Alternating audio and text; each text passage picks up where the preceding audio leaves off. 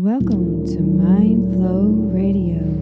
We are creating conscious community by sharing mindful manifesting skills and transcendental music. We are all in this together.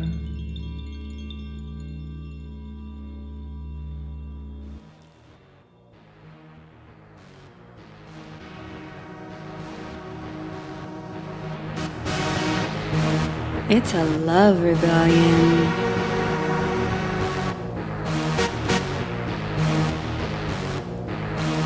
It's a love rebellion.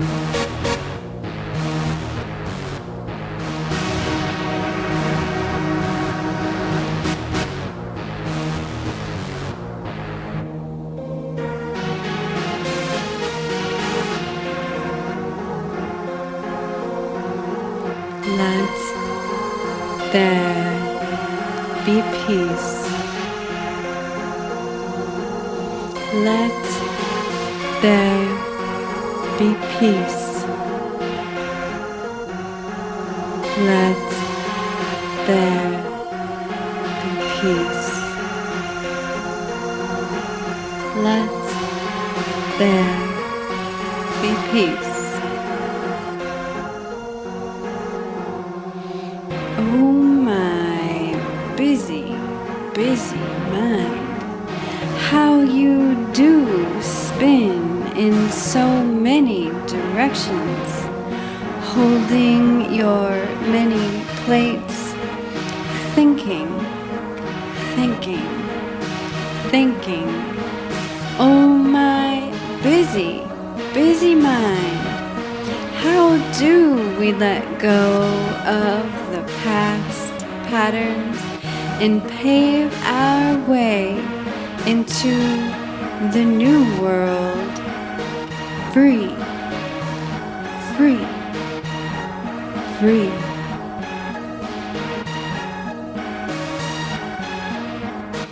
It's a love rebellion, it's a love rebellion, it's a love rebellion, it's a love rebellion, it's a love rebellion, it's a love rebellion, it's a love rebellion, it's a love rebellion.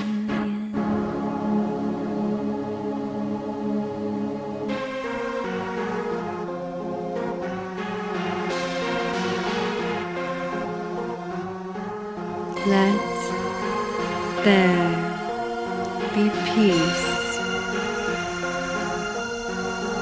Let there be peace. Let there be peace. Let there be peace. Oh my busy mind, how I do wish to find a solution to heal our divided peoples. Freedom.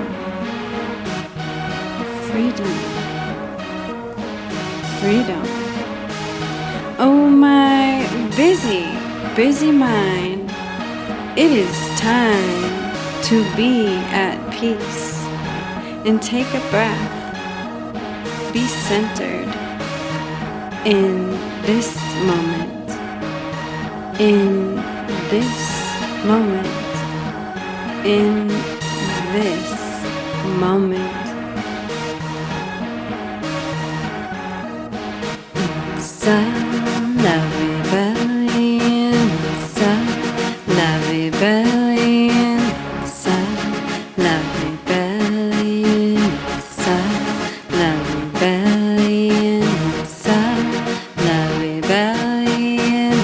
It's a love rebellion. It's a love rebellion.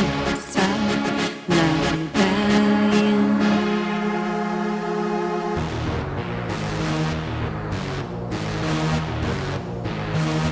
Can you handle it?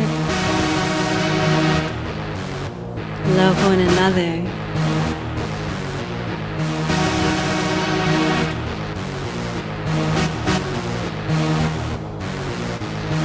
Love yourself.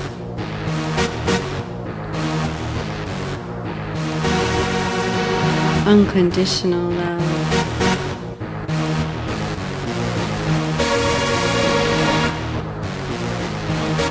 We can do this.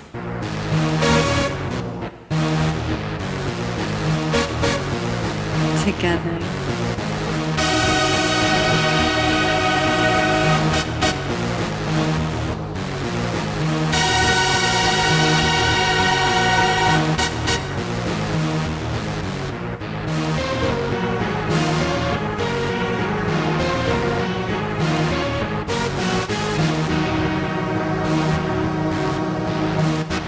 The love rebellion.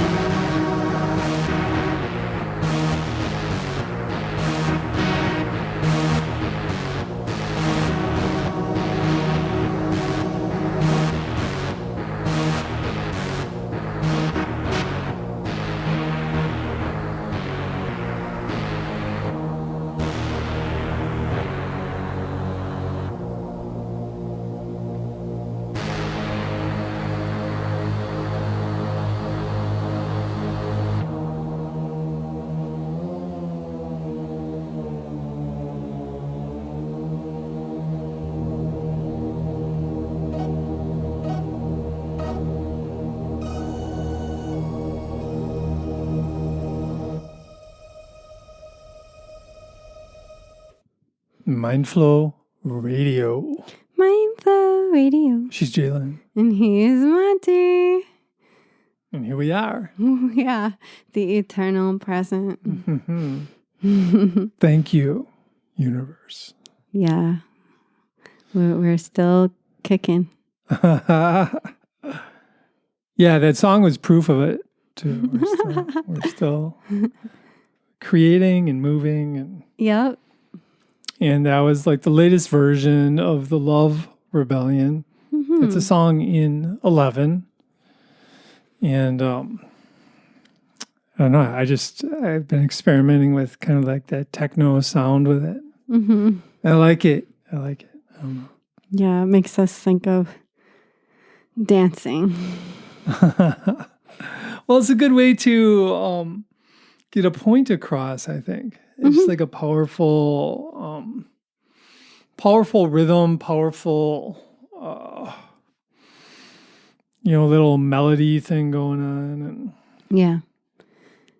Powerful message. the Love Rebellion's important, Yeah. I believe. It's very important right now to be able to love ourselves, love each other, Yes. love the life we live. Love our habitat, love the birds, love the trees, love the Mm-hmm. air, love the water. Love what is. Yeah. Love the moment, Yeah. ideally.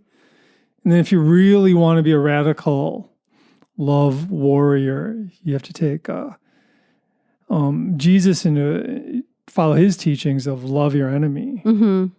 Now that is radical. Yeah, I mean, we would be pretty peaceful. Yeah, we would. If we you can follow imagine? those. Yeah, right. Nobody really even mentions it much either. I've noticed. Yeah. But I'm like, what? This is really important and extremely radical Uh-huh. and extremely just like mind bending in a way. Just because it's not something we've ever been taught. Love people from other religions, love people from other countries. Love people who are trying to governments. exploit you. Love Well, people see, who are... that's, and then I guess you have to define what is love. To me, love is like just a sense of oneness, really. Okay. Yeah, so I guess I do love my enemies because I do see us all as having like the spark of God within us. And we're all just confused to some extent and whatever. If somebody's messing with me, they're just confused. But I do like connect with them and feel one with them. Yeah. But I don't want to be around them either, though. You don't want to have a tea party? No, probably not. Well, maybe. I don't know. Yeah. I'm into negotiating and talking, though. Yeah, for sure. And I think that's what loving one's quote unquote enemy means, is being willing to hear them out and, be able to see their side.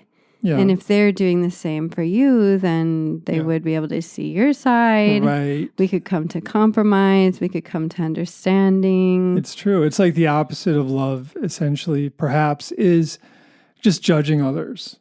Mm. If I judge somebody as being stupid or whatever, then I'm like saying, oh, I'm above that person. Obviously. So I'm no longer one with that person. Right. I have nothing in common. Nothing in common here. Yeah, nothing in common. Yep. And that seems to be what it is we divide ourselves into these camps, boxes, or clubs. Cliques. Yeah. Cliques, there you go. If you were if you had anything like my experience in high school, there was a bunch of cliques and they didn't really mix, and and I was always in the outsiders club. Mm-hmm. The people who don't fit anywhere. That was me. I was in the outsiders club too, but my outsiders club had a bunch of cool people in it. Yeah. So we had our own like club kind of. Yeah. And we're still close to this day. Yeah. Y'all were more sporty though, right? You're more athletic and primarily we're athletic and musical. I guess those are Yeah. I was on the athletic side, but none of the other people were that I hung out with. Yeah. So I was an outsider of my outsider club. But yeah, just to let you know that we did not sit at the popular table in the lunchroom. No. But we had our own table and it was cool. Yeah. We were popular amongst ourselves. Oh, I had such anxiety whenever it was time to go eat. Oh my gosh. Oh, geez. Oof. Yeah. Yeah, so it's like, here we are in this present moment, and we have these histories behind us. Yeah. How to move forward with love. It's not easy, right? Right. One of the things that I've been meditating on and contemplating a lot recently is, what is integration? So, what is integration to you? I don't know. Integration means, for me, it means to learn something new.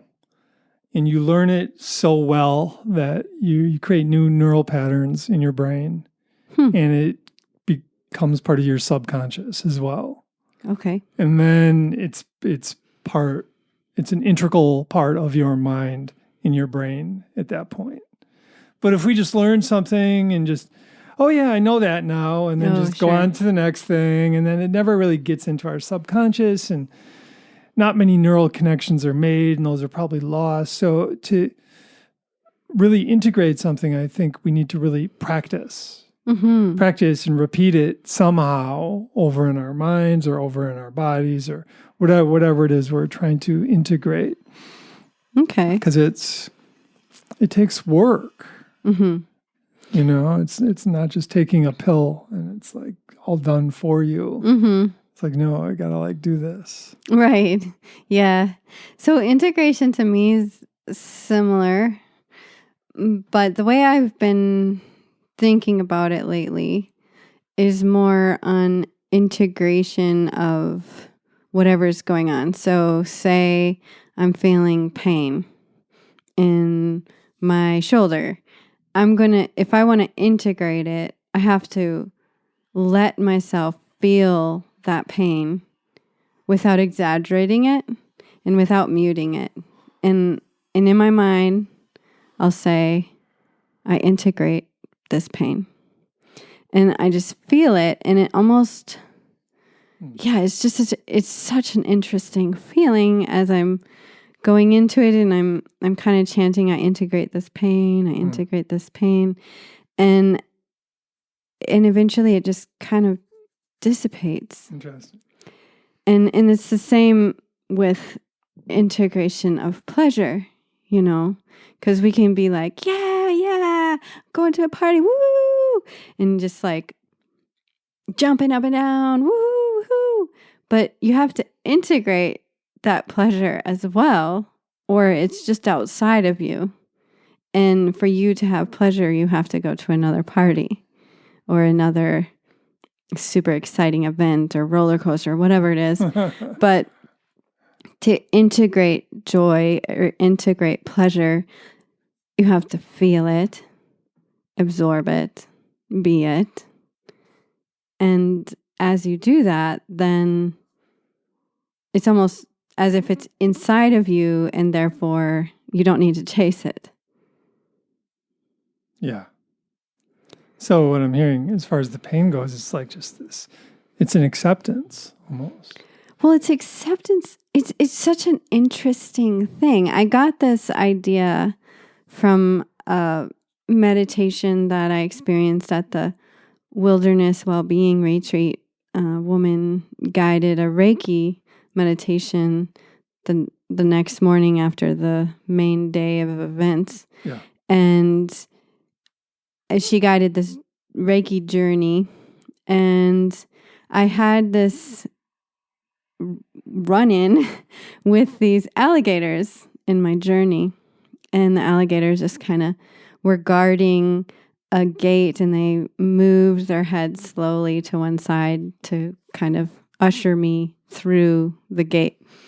And when I got home, I looked up the animal spirit of gator, and it's about integration and how they take their time. They take their time in the way they store their catch under the river. And they like trap. They'll drag something that they catch down and then put it under a rock to so it can get, I don't know, is it softer or yummier? I don't really I don't remember everything that it said, but the point of it was integrate your pain, integrate your pleasure. And so after we got back from that retreat, I remember just sitting and focusing on that. Okay, I integrate my pain. And it was such a vivid experience that it's hard to put into words, but it wasn't necessarily just acceptance. It was much deeper. There was, because, I accept that I'm aging and I have pain, but there's something else about going into it so much that it dissipates. It's almost like shedding like loving kindness on that area, and perhaps that brings some prana to the area, and that perhaps helps dissipate the pain itself, because you think of it, it's when, if I don't accept it, if let's say my back hurts or whatever, and I don't accept this, then I'm like, oh, that's like a rigid mindset. It gets worse. It's like it's victim stancing too, kind of. And it's like, poor me, and then it's not gonna, it doesn't seem like a good way for it to heal. Right. Rather than, okay, I accept this. I skipped my yoga for 3 days in a row, and now this happened. So there's a lesson to be learned from this. Thank you, universe. I'm going to learn that lesson. I forgive myself. Yeah, more that kind of energy. I see what you're saying. Yeah. But accepting it, it's like, yeah. But it's according a part to of it, for sure. Maharaj, Nisargadatta Maharaj. Nisargadatta. Yeah. He says that pain can happen in the body, but suffering happens in the mind. And that's what he said. Pain can be a lesson for us, but to learn that lesson, and then we reduce the suffering around it.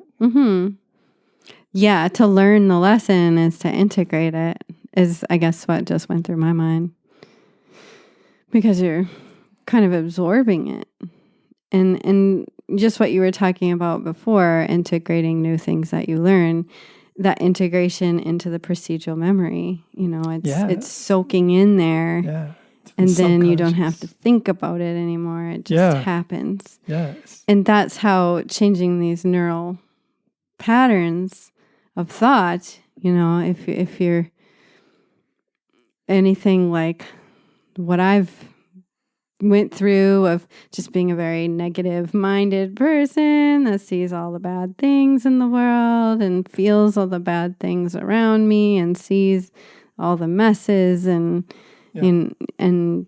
irritated and anxious and it takes a lot of effort to change those patterns. Yeah, and what you're talking about is changing your lens of perception. But I just want to say that I've been thinking about this recently too, just how trauma in the past can get us into that habit of seeking the negative because you feel like you're in danger. I mean, it depends on the trauma, right? But in a lot of cases, you feel like you're in danger, so you walk into a room and you just scan. What's wrong with this? Because you're in that habit. I think that's why I'm so good at noticing what's out of place. Like I can tell if somebody's been in a room. I can tell what's moved. I can tell what was left behind. Yeah. When I walk in a room, you bet your bottom dollar I am scanning the room. I know who's angry. I know who's a bully. And I know who is noticing that I've walked in the room. So it's kind of a blessing and a curse. Well, I don't know. I think I'm kind of that way too. I can read the energy of the room effectively, I think. I think you're more comfortable than I am, though, because sometimes I'll read a room and I got to skedaddle. Okay. And it's not because I don't feel like I don't feel like somebody's actually going to attack me or anything like that. Yeah. But the anxiety from the vibe is just so strong that I got to go. Yeah. Sure. And just I've been thinking about how when we're trained through trauma to just like scan the room for danger, or scan the room for negative energy or whatever is going on. Hypervigilance. Yeah. From PTSD. And hypervigilance and just like applying that to the world, walking into the kitchen and just seeing the stuff that's messy. For example, not seeing the clean counter, but noticing a couple plates out of place over there or something, Yeah. It's like when we get caught up in that scanning for, what would you call that? Overvigilance? Hypervigilance. When we get into that, it's in some ways we're putting blinders on. Because we're only seeing the negative at that point. Yep. Which is really a difficult way to live. Yeah. Because we could walk outside and bam, just see the negative. Oh, yeah. Oh, there's a chemtrail overhead or whatever, whatever that is, and really get our minds caught up in it and miss the beautiful tree, and miss the birds singing. Yeah. Because a lot of times when I walk outside, I am stunned by just the beauty of it. Or one way that a lot of people engage the negative neural patterns is they'll hear the beauty of the birds and then think about how, who knows, maybe that bird's endangered and all the birds are dying and, and climate change has changed and where are those birds going to land and how, so we can take a moment for a second and see the beauty and then rip ourselves down. Yeah, just spin it negative. And it's understandable. It's good.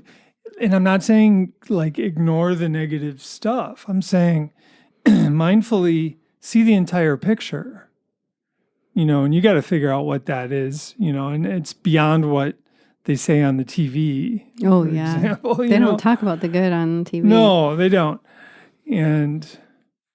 But seeing the entire picture, and then, according to Buddha and the Lotus Sutra, if you want to create change, you hone in on the positive. and create positive change. So there's a huge difference between trying to create positive change in your culture, which I think is what we're trying to do, what we're doing, creating positive change, us and a whole group of people who are, similarly minded.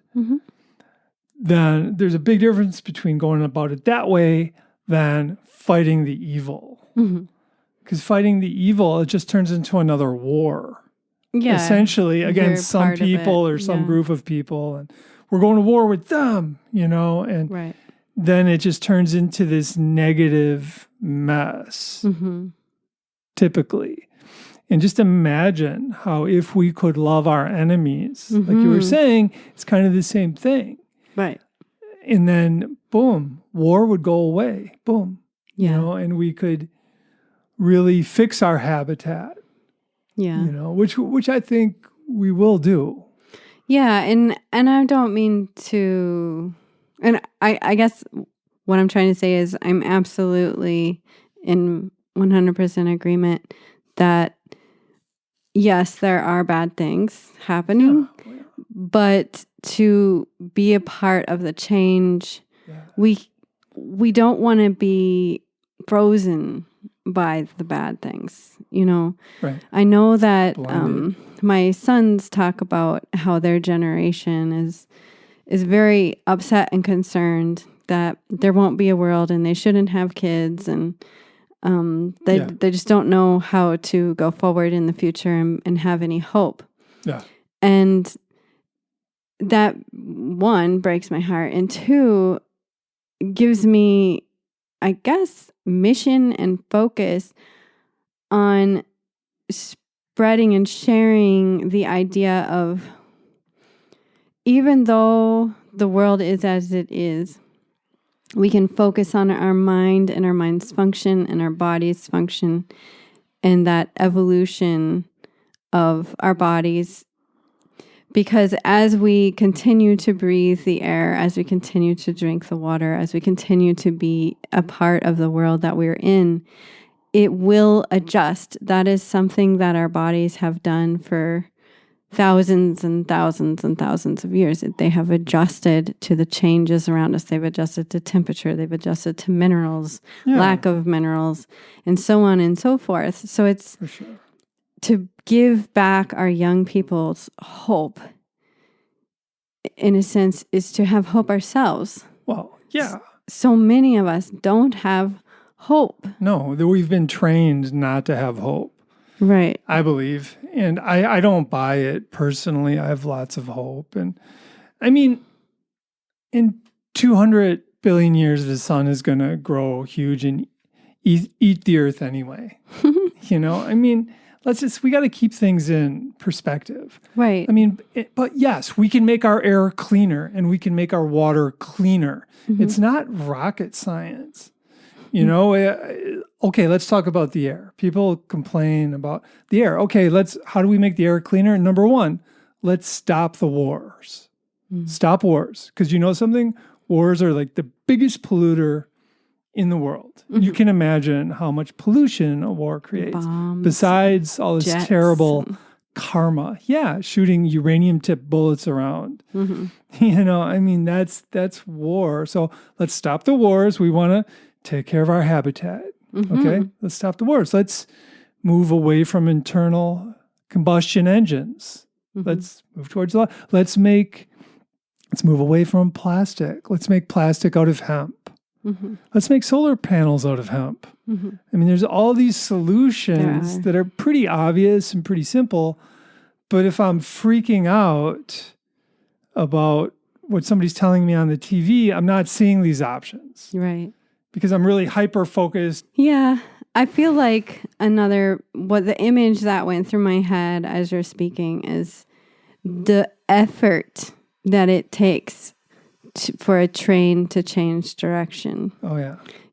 And a lot of these solutions are imperative that the direction be changed. There's not the facilities or the equipment for creating plastic out of hemp, even though it's possible. Yeah. And we know it's possible. but there's not the factory doing it. Right. So that takes building the factory, creating the equipment, and the besides manufacturing. They have to stop paying all the farmers to grow corn and soybeans. Right. Subsidies. Yeah. Yeah. Or either that or subsidize hemp as well and give farmers a choice. Yeah. Well, totally. you want to grow. Make an this or even this. playing field. Yeah, right. Yeah. I think if there was an even playing field, farmers would grow hemp. And then there'd be tons of hemp. And it's like, okay, let's do stuff with this hemp. Right. Let's make it into plastic. Let's make it into fuel. Let's make it out into clothes. And I mean, shoot, there's so I had much. This hemp shirt, it lasted forever. Yeah. I had my favorite hemp pants that lasted for a long time too. So it's happening. Some people are working on these solutions and they're out there. Yes. And if a person has that deep desire, it could be your dharma to create a new path. Sure. But you got to make that train go the other way. Yeah. And that involves as well the brain and the brain synapses and the nervous system and the body, and one believing that there is hope and there are solutions and you can be a part of it. Well, that's it. And if some young person, if their mantra is, I'm doomed, and they keep repeating that over and over and over, they're going to believe it. It's going to sink into their subconscious. I mean, it's all over everything, all over all media types, you know? Well, a lot of the media for sure. Yeah. You know? I mean, there is positive stuff too, but. There is. I mean, there's this new type of media coming out, just media by the people, for the people. You know, so there's hope. That's going to shift. But my point is, if my mantra is we're doomed, that's what I'm going to believe. And you know something? I'm going to be depressed and anxious. And guess what? I'm going to blame other people for it. Yeah. You know? Yeah. But if my mantra is I'm going to make the world a better place, and then I could find my dharma. What am I good at? Oh, I'm really good at, you know, engineering, or I'm good at math, or I'm good at whatever. I'm gonna use that to help create a better culture. I'm good at inspiring people. Yeah, we got to find our strengths and move in that direction, and blam, you have hope at that point. That's the key. Yeah. And well, back to the integration piece, I think a huge key is, again, integrating the pain, integrating the pleasure, integrating the pain of feeling doomed, right? But then integrating the pleasure of, oh, and I could be a part of the solution, you know, and the more that we take time to pause and be in the present moment where there's not any rumination, there's not any worry, fear, anxiety, depression, anger, just right here, right now. And that is such a difficult place for people to be, especially if that train is chugging along on anxiety lane, you know, and it's just, there it goes, you know, it's going, the mind is busy. And you keep reinforcing it by what you're looking at on your screen. That's the thing. And then pausing that and allowing yourself to hear the birds in this moment, not thinking about their future or their past, but thinking about the birds in this moment, the crickets in this moment, the cars going by in this moment, like whatever it is, it doesn't really even matter. It's just being in this moment and not letting your mind think about it. Yeah. So I do want to say that we're halfway through the show, so we're going to go ahead and play another song for you that will help you along the path of being here and now. And then we'll come back with some more tips and tricks to be present with integration and solution-oriented mindset. Mind hacks. Yes. Ways to adjust that lens of perception. Yeah. Because we can do that. Absolutely. It's possible. It's possible, and we're designed to be able to do that.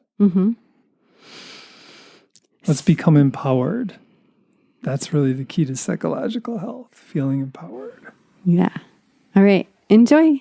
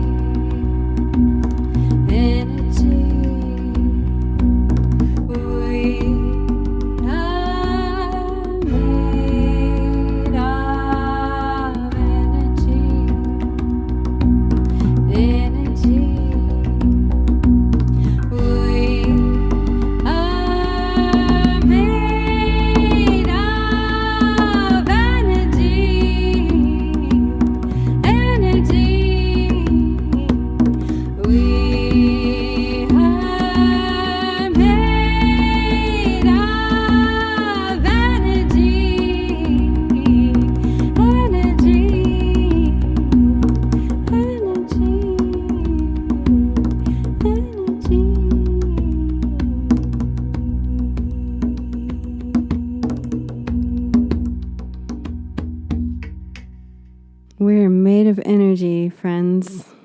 We are energy. Yes. We are energy. That's true. Right.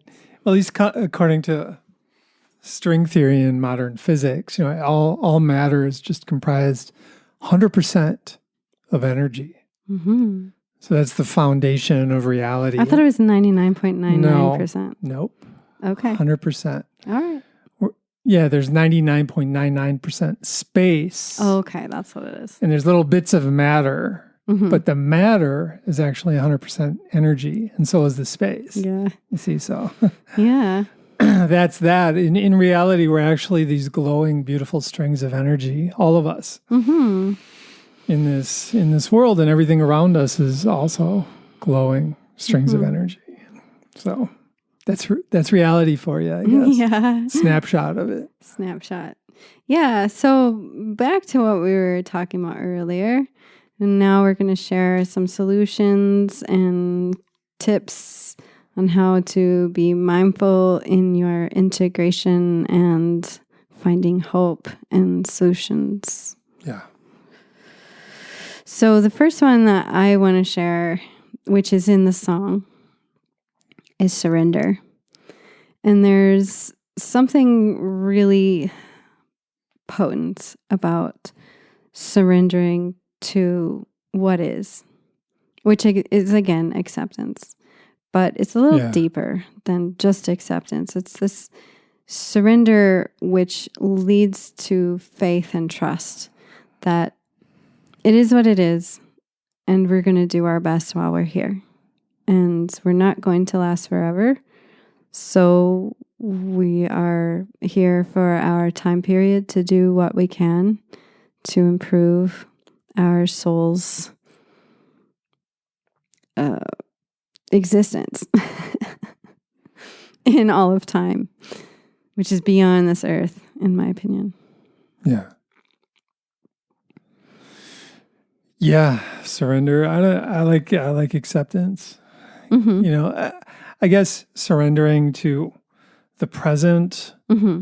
and just by fully accepting it and just trying to get immersed in it helps me a lot. Mm-hmm. And according to Maharaj, the more we're able to just surrender into the moment and find stillness in our minds, at that point, spiritual forces are unleashed that support us. Mm-hmm. So I love that philosophy because it allows me to let go of this idea that I have to manipulate everything. Mm-hmm. Yeah. It allows my analytical mind to be quiet for some of the time. And surrendering to the present moment is in a sense a devotional, loving thing that you can do for yourself. Mm-hmm. And I've been working with this one for years now, and I'm so not good at it yet, but I think that has to do with my extensive PTSD. I think for some people it could be a lot easier though. So I don't want to dissuade anyone and make you think that it's going to take years and years, because it really may not take you very long at all. But this idea of sitting in the present moment and allowing yourself to just be. And every time the mind gets busy again and starts thinking about the to-do list or that conversation you had recently or that person that you want to see soon or whatever, the mind can think of many, many things to think of. Yeah. Whenever that happens and you notice it, you just stop. Surrender again. Be in the present moment again. And breathe. And not even that you're focusing that much on the breath either, or the body, or the mind. It's just being. Just like the cricket on the grass, it's just being. It's just sitting there. The bird on the branch is just being. All things on this earth seem to be able to be. And we're blessed with this beautiful brain, but it makes it difficult to be.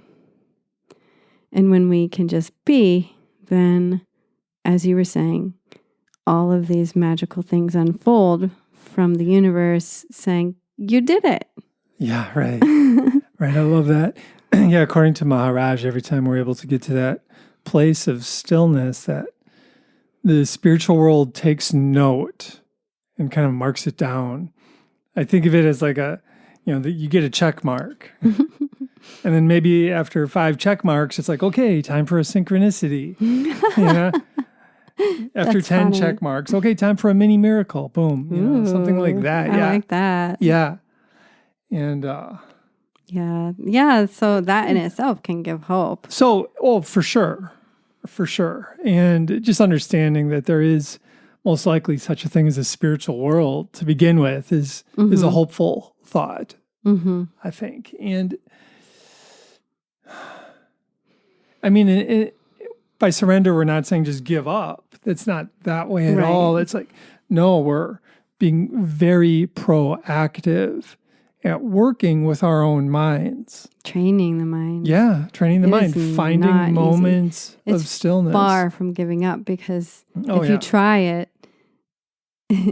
what's hard is not beating myself up because I'm not using a timer. I don't know how long of the space is where I'm just being, but eventually I start thinking about something. Yeah. And this thought just, it takes off like they do, and I'm in it and I'm thinking about this thing and okay, and how do I wait?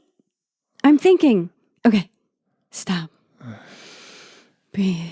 And that is where normally in the past I go, I can't believe I did it again. When am I going to get this figured out? How many times am I going to try? And then my mind will go off again. Yeah, right. Yet in the self-loathing path, which is very painful, and then bringing it back without judging it. Oh, I did that again. It's okay. Yep.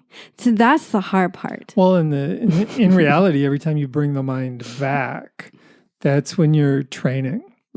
It's like taking a dog for a walk, training it to heel, essentially. And most of our minds are just very undisciplined because we haven't trained it all in teaching it to heal and how to work for us.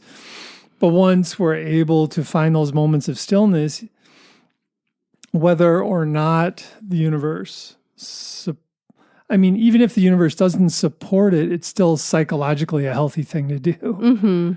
Because it's the ruminating mind, it's the overactive, compulsively thinking mind that creates anxiety, that creates depression. And illness in the body. Yeah, oh yeah. Yeah, one thing that I've noticed for real in my life and my work and being a person that experiences such intense anxiety and PTSD symptoms, and I work with other people with intense anxiety and PTSD, and I see what happens if we don't train the mind.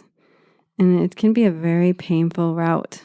Oh, yeah. Just letting the mind be feral, essentially. And I mean physically painful, not just mentally painful, but the illnesses, the way the body degrades and, the cellular degradation and atrophy and the muscles and just the way the fear works in the body and the organs start to get tired, Well, and we just become more angry and more fearful and more, it's miserable. Absolutely worth your effort and your time to train the mind. So one of my favorite ways of training my mind, it's very simple. It's just repeating the phrase, thank you. Just periodically throughout the day. I try and start out the mornings by saying thank you. Just laying there in bed, thank you, thank you. I put my feet on the ground. I'm like, thank you. As my feet hit the ground, I'm walking. I'm like, thank you, just taking charge of my state of consciousness, adjusting my lens of perception at that moment, because I've learned historically, first thing in the morning, my mind is like whiny. And that's not the way I want to start the day, is by complaining and I don't want to get up and I got so much to do and just not present. But when I just quiet that down by saying thank yous, what naturally happens is I'm directing my mind to seek the positive of the present moment. Mm-hmm. So I'm like, oh, I have a roof over my head. Wow, that's cool. Yeah. Et cetera, et cetera. So the thank you practice is 100% cognitive practice. You just repeat it in your mind when you want to. Mm-hmm. Yeah. And use it during good times, during bad times, during neutral times, essentially. And just train your brain to, at least at moments, seek the positive. Mm-hmm. Yeah, and that's where I was going to go next. You talk about in the morning is so difficult for you. For me, it's before bed. Because in the morning, I get up, I do my thing, and I go meditate. And maybe I'll look at my phone, and that's when things go south. But it's not my mind in the morning. My mind is actually fairly clear and nice to me in the morning. Okay. It's at night before bed, and I'll be like, I'm so exhausted, and I didn't get all the things I wanted to get done, and I didn't act the way I wanted to act, and I'll just start going through the list of all the things I did wrong in a judgmental way. Mm-hmm. And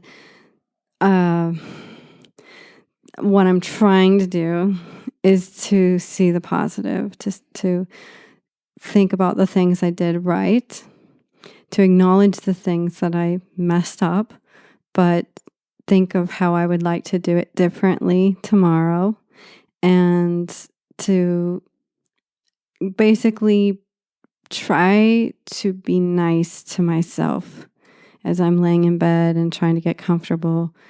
Just saying nice things to myself, maybe say a few of my strengths to myself, or just think about the positive things that I've done and that I do want to do, but I know it'll happen in the right time, instead of why didn't I get it done? Why can't I be better with time management? Blah, blah, blah, blah, blah. Mm-hmm.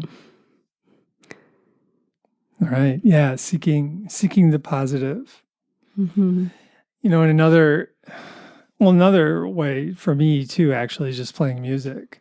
So whatever kind of hobbies or habits, or just to move my body, lift some weights, go for a bike ride. It really kind of puts me in the present moment more effectively, and allows my chattering mind forces my chattering mind to quiet down, to get focused, get still.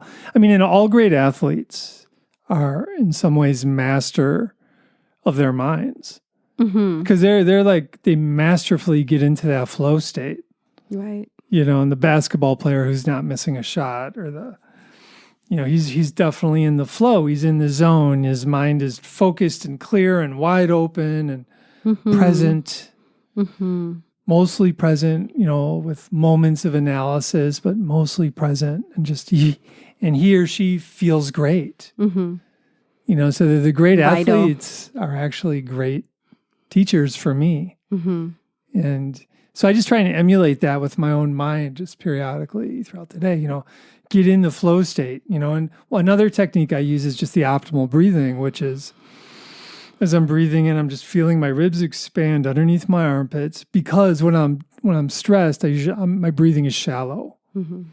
And shallow breathing is a epidemic in our culture. So I really try and counter that, and as I'm breathing in, I feel my ribs expanding underneath my armpits. And slow the exhale, end of exhale, pulling in the stomach. Breathing in, ribs expanding underneath the armpits. Slowing, lengthening the exhale, end of exhale, pulling in the stomach. And the more I breathe this way, my heart rate slows down because I'm getting more oxygen per breath. I'm dousing my brain in oxygen. Does that sound like a good idea? I think so, So just I go back to the optimal breathing. And sometimes when I'm breathing in, I'll breathe in, exhale, and then I'll drop a few thank yous into my mind during the exhale.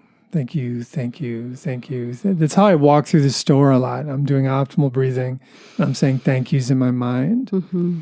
And I can get to an elevated mind state through these practices. Mm-hmm. So the reward is there. It's just a matter of trying it and getting good at it. And the more you practice, the better you get at it. And it's this elevated mind state that on some level we all crave. This elevated mind state, but we have different ways of getting there, whether it's drugs or video games or, whatever it is. Those are false elevations. So Well, they're temporary elevations, but then you crash. Mm-hmm. And all the side effects and hangovers and all that. All the problems you made when you were wasted, all the mistakes. But getting elevated through breathing and through mantra is a way of getting elevated where there's no downside. Mm-hmm. There's no crashing. There's no... I make better decisions when I'm when I'm that way. Absolutely. So it's improving my life. Mm-hmm. So I want to share one last skill before we wrap it up. And that is geared towards the idea of the solution-oriented thinking. And a very fun little exercise I like to do with like if I'm walking with somebody or if I'm just sitting by myself contemplating something. If I had a magic wand and I could create anything I wanted, what would it be? And then just write it down or talk it out with a friend and just think about how your mind will tell you can't do it. But then think about how you can stop that part of your mind and allow yourself to think of solutions and how they could be possible and what can you put your first foot forward on, change that train direction and move towards the solution of your dharmic path. So, when you're feeling kind of down and low on how the world is going or whatever, try to redirect that energy into, if I had a magic wand, and write it down. Make a good exercise out of brainstorming and getting dopamine out of believing that there is hope and reason for your forward motion in a solution. So I hope that was inspirational and gives you the energy that you have been looking for to attempt presence more often. And we will be having our monthly satsang at the Commons on September 8th. I think that's the Sunday, next Sunday at the Commons. And we have Qigong and Tai Chi at the Commons as well on Saturday mornings at noon.